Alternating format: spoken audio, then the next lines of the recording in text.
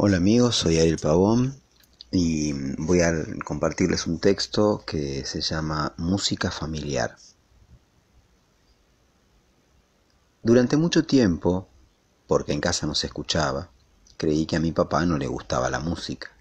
En casa había un Winkofone y 2 o 3 radios, pero el Winkofone andaba más o menos y las radios casi no transmitían música, sino principalmente noticias.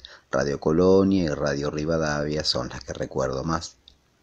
Mis padres no pertenecían a la generación de la FM. Con suerte, los domingos en el fondo, papá, mientras hacía trabajos de herrería o de carpintería que tanto le gustaban y que nunca podía terminar, escuchaba chamamés. En cuanto al Winkofone, achacado por la edad, pero todavía saludable, era más un viejo al que los nietos atormentan tiernamente que una máquina sonora, porque además los discos, Paquito Aranda, Trío Los Panchos, Miguel Aceves Mejía, músicos que a comienzos de los años 80 solo podían producir rechazo en la sensibilidad de un niño curioso que a través de la televisión, de la casa de algunos vecinos, comprendía que había muchas cosas que no sonaban en su hogar, mientras que en otros hacían furor.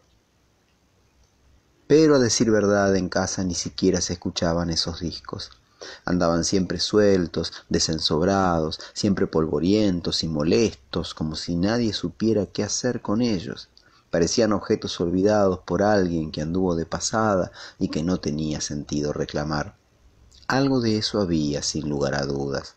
Nunca vi a papá comprar un disco para él, y el hecho de que entre esas músicas imposibles, mezcla de herencia pueblerina y pop televisivo, aparecieran John Coltrane, Genesis, ABBA, Jesucristo Superstar, en fin, ese tipo de sorpresas, era prueba suficiente de que había habido un tiempo diferente, una época enterrada en el pasado, más excéntrica, más colorida, que había terminado a mi arribo a este mundo. Ahora papá, que ni compraba discos ni tocaba los que había, escuchaba música del litoral, de alguna emisora de barrio, como si se tratara del canto de los pájaros. Aquello era para mí la landa misma de la desidia estética. Me veía obligado a frecuentar los gustos de los vecinos, que con sus combinados poderosos llenaban las mañanas de los sábados de Julio Iglesias, de Diango, de Roberto Carlos, y las tardes y las noches de fiesta de cuartetos y quintetos, siempre imperiales. Durante mucho tiempo me empeñé en asumir que a papá no le gustaba la música, que no le daba importancia, que no podía servirse de ella para ajustar tornillos, soldar fierros o revocar una pared, sino apenas como un bajo continuo al que nadie atiende mucho. Desde que yo tuve conciencia del paso del tiempo, vi cómo papá se iba alejando de muchos placeres, como el de la lectura, como el del fútbol que ya no jugaba, como el de la música. Música había, aquí y allá, y diarios se leían y se escuchaba fútbol. Lo que se había lavado era el goce, reemplazado cada vez más por una gravedad triste y reconcentrada. Éramos sus hijos quienes de algún modo lo habíamos ido separando del mundo. Cuando papá decía que desde mi nacimiento su vida había terminado, no lo decía con rencor, sino como quien ve en eso la consecuencia dolorosa pero natural de haber soltado en el mundo unos trocitos de sí mismo que harían su vida olvidando, porque la vida es así, de donde se habían desprendido.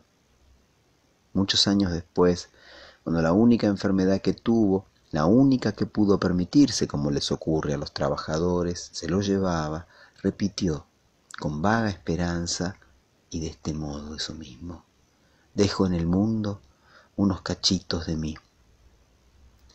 Había pasado el tiempo y sus hijos habíamos crecido.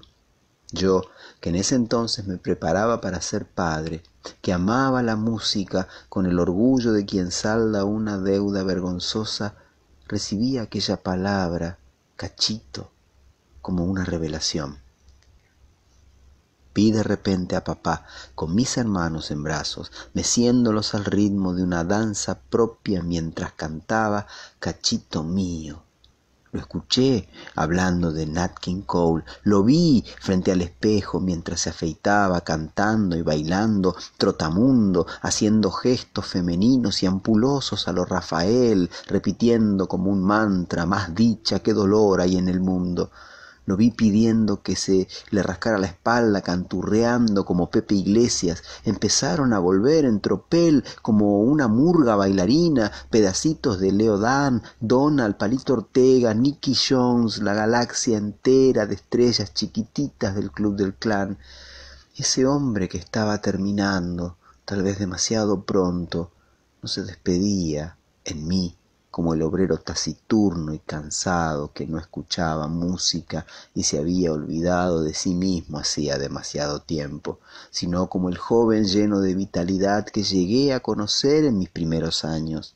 No se iba en mí como un neutro banco de trabajo, sino como una rocola multicolor. Y aunque las circunstancias eran amargas, interiormente sonreí al verlo bailando antes de entrar a ducharse o al salir, el toallón como una falda y el micrófono listo para el pelo. La memoria nos lleva y nos trae, pensé en ese momento, para ayudarnos a tejer, como en un uso que va y viene, un telar cuyos colores y formas podemos disponer a voluntad, para hacer, con el motivo ordinario de una vida cualquiera, una obra extraordinaria.